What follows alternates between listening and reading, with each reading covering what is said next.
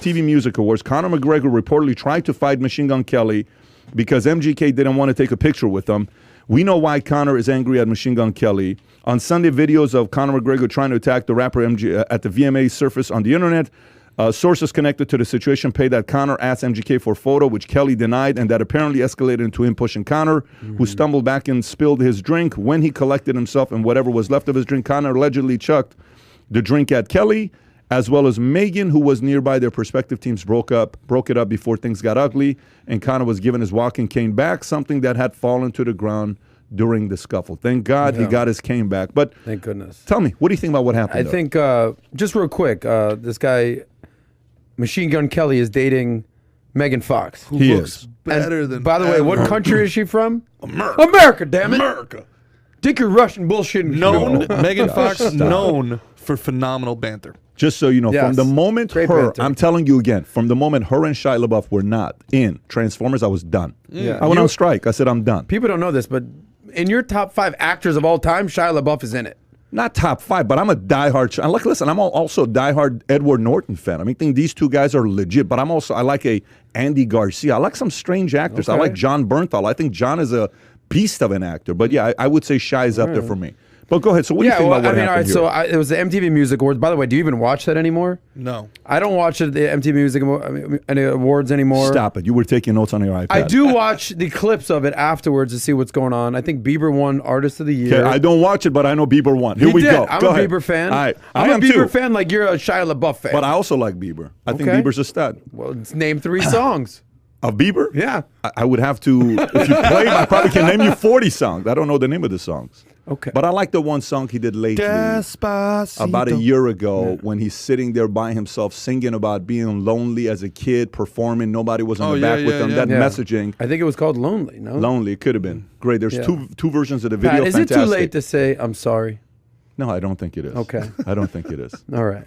What do you mean? These are Bieber songs. Anyway. Baby. And I'm a fan of Bieber. But anyway, I think Are we going to get to the bottom of this? Conor was there to, I think, introduce the Song of the Year. Anyway, he was there to introduce one of the categories. But he showed up, and I think the story here isn't Machine Gun Kelly. The only reason that Machine Gun Kelly is relevant, in my opinion, is because he's dating Megan Fox. If he was just some dude that was just this rapper, I think he'd be irrelevant. That's not true, though. The dude had My Bloody Valentine. The dude took... he went from being a rapper with beef with Eminem to turning into the lead singer of Sum 41, and nobody even blinked an eye. Like he's actually pretty talented. The fact that he has beef with Eminem it is laughable to me. He's nowhere close to being where the rap god level of Eminem. But that one song he put was pretty legit. The lyrics he put up, that was actually not bad. Machine Gun Kelly? Yes. Never heard it. I'm not a fan.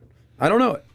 Anyway. I thought it was pretty decent. He hates the land. I think the story here... He's from Croatia, just so you know. No. Okay. Makes sense. Go ahead. I have no clue if he's Croatia, from Croatia. Cleveland. No, I think he's from definitely America. Croatia, Cleveland. But it is impressive how Megan Kelly hypes him up. She calls him the most beautiful boy Megan and Fox. the most talented. Did I say Megan Kelly? I do love Megan Kelly. Megan Fox, by the way, Machine Gun Kelly, Megan Fox. Just come but here's the story, guys. What's your point? I think Conor is having a meltdown. I think Conor He just needed a win. He needed a win. He saw a guy he could beat. This skinny beanpole rapper. I think Conor his best days are behind him. He's made his money. You interviewed Dustin Poirier, and he said, quote unquote, it's kind of hard to get up and put in the work and run your miles when you're sleeping in satin sheets. Something like that. Yeah. So I think Conor's made his money. He's made his name. He's turning into more of a celebrity influencer. He's walking around with a cane. Well, his foot has fallen off. I don't know if he's ever going to fight at the level that he was. And this is sort of like a PR stunt to keep his name in the news. That's my 2 cents. Yeah, I haven't fought in 5 years, but even 5 years ago, guys I was fighting with that are really, really big names in the UFC, guys I was in like fight camps for and stuff like that, they would tell me, like, dude, never bet on McGregor ever again. Like, he parties too hard. He goes way, way too far. And, Irish whiskey, bro. You know about that. Yeah, basically Blanton's proper 12.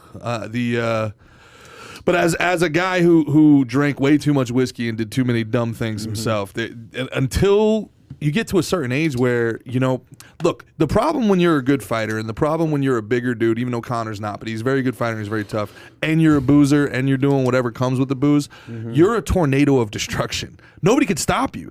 See, one of the big problems, one of the reasons I don't drink hard alcohol anymore is because nobody could stop me, and I was good at drinking. So I wouldn't black out. I wouldn't black out. So where most other people would pass out, or, you know, somebody else would be able to grab them and throw them in a car, they couldn't do that with me. I was too big and I was too violent. And like I would just turn into a nonstop life-destroying menace until finally like it slows down. Do you not get the irony here? You're wearing an Ireland green Irish shirt over here. You know what? That's a horrible Irish whiskey. That's a horrible stereotype, Look, Adam. we're going like it would be like me saying a Jewish guy goes on radio every day saying, "Save that money." Like it's a Well, it's true. Pat, you've interviewed Dustin Poirier. I know you're a fan of Conor. What's your take on all this? I don't know. I think you know, if you look at it from, there's a few different ways to look at it. Number one, it's very hard. One of the hardest things to do is when you're this happens to a lot of different people, but when you're extremely attractive and all of a sudden you get to an age and you're not getting the attention you got, psychologically that messes with you. Women all the time. Oh my gosh. That, by the way, it's torture. Yeah. It's torture. And that's why sometimes a young boy can always, you know, sometimes get together with a older woman, 45, 50, because it's a confirmation from the older woman to say, a 22-year-old is still attracted to me. It's not Ashton Kutcher and Demi Moore. It's a form of confirmation, right? By the way, it happens to everybody. So that's one example of it. Great angle. This is paralleling Tyson pretty tightly, though, isn't it? Right? Yeah. So then, by the way, even Tyson talked about McGregor. Tyson talked about McGregor in the interview. Tyson's interview has got to be one of my top 5 interviews of all time. The guy was hilarious, by the way. That the plane reference was the funniest thing. He was just hilarious, period. Yeah. Can't cancel me. I got my own plane.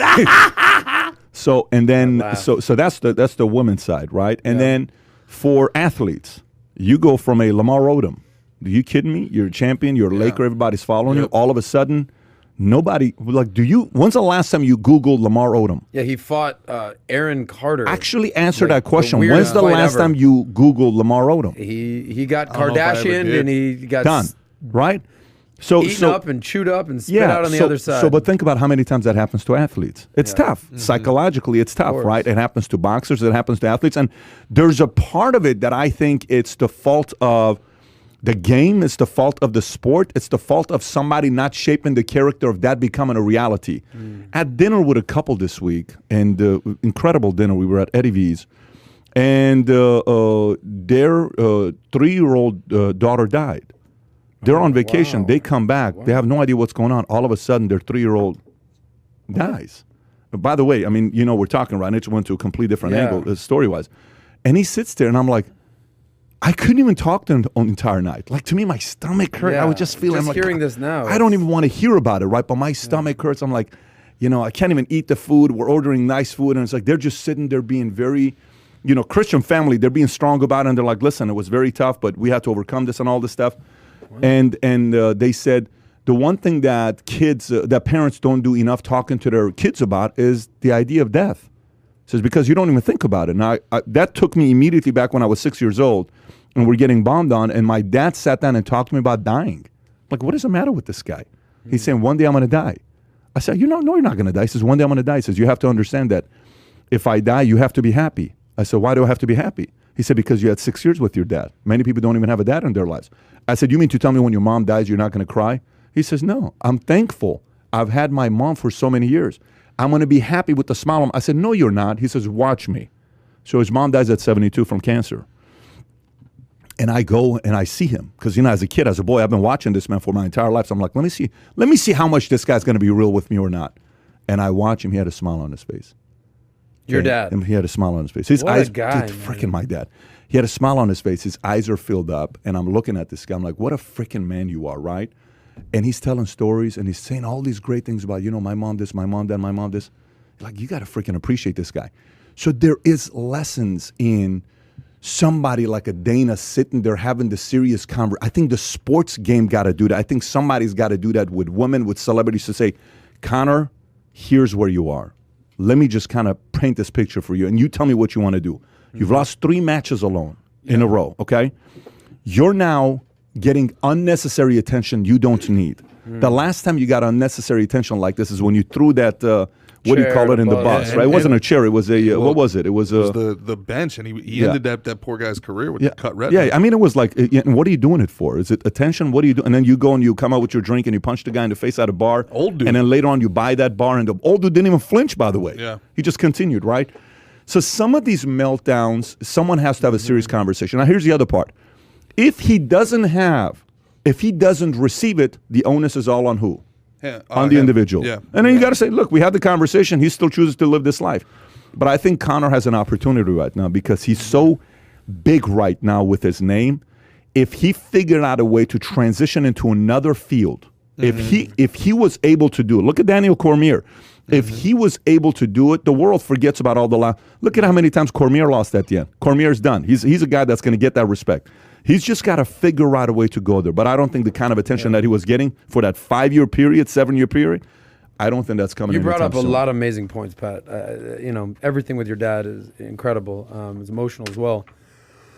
Something to be said about Conor is when you're winning, you can kind of get away with some of the antics, right? Some of it is justifiable. It's almost marketing and PR. But when you're losing, it just seems sad. Desperate, yeah. And desperate. Well, there's two parts of that, man. Well, the first part is, I've talked to you about this. I have a theory, and it's I think guys do self-destructive things in these positions because it's easier for someone like Conor, a high-level athlete, a high-level performer, to say, oh man, if I only didn't drink, or oh man, if I only didn't do this or do that, I could have gotten my comeback. And they're looking for an excuse and out. Yeah, they're giving themselves an out. There's a lot of guys I played with, man. There's a lot of dudes that I feel like they did these things because it's easier to be seen as still having that potential, as potentially I still could have done it if only I could have overcome these demons, as opposed to being like, man, I just don't have it anymore, or man, I'm just not good enough. And I think that's part of this. That's mental health. This is depression manifesting. Yeah, itself. I don't disagree. Here's the other part that you have to be thinking about.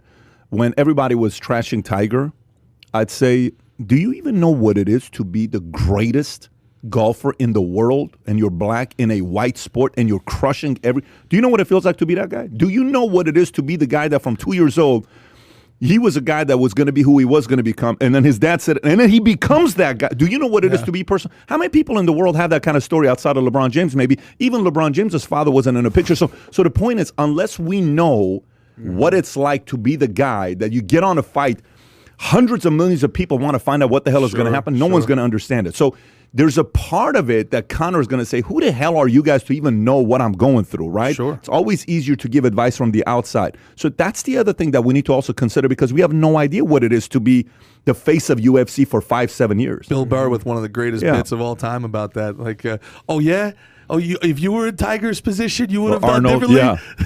Like you've got a bus full of Swedish, Norwegian supermodels hunting you down to your Mercury Tracer. To use your point right there, there's something to be said about being married in that position versus being single in that position. Yeah. I feel like for Conor, being married is probably a blessing for him. Stability, family. To be single, to be this wild, crazy fighter who likes to drink, that could marriage get only matters very if you care ugly. about being married. I feel like he does By the way, I tell you what, he may be doing stuff. Tyson was married too. But here's the difference. He may be doing stuff behind closed doors. I don't know. I don't speculate because that's not my world. I'm not in it, and people can say whatever they want to say. They can make it up about anybody.